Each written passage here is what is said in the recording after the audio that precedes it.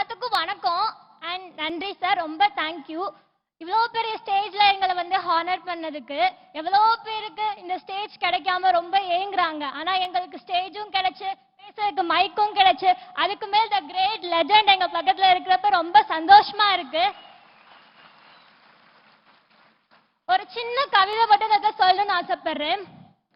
எண்ணில் அடங்காத நட்சத்திரங்கள் நடுவில் ஒளிரும் வெண் நிலவு ஒன்றே, அது போல லட்சக்கணக்கான மக்களில் ஒருவர் தான் தலைவராகிறார், மக்களின் தலைவராகிறார். 1000 பேர் தலைவர் என்று வரலாம், ஆனால் மக்களின் தலைவர்கள் விரல்களை விட்டு எண்ணும் அளவில் தான் உள்ளனர். சாதியை அறவே ஒழிக்க போராடிய தந்தை பெரியார் மக்களின் தலைவரே.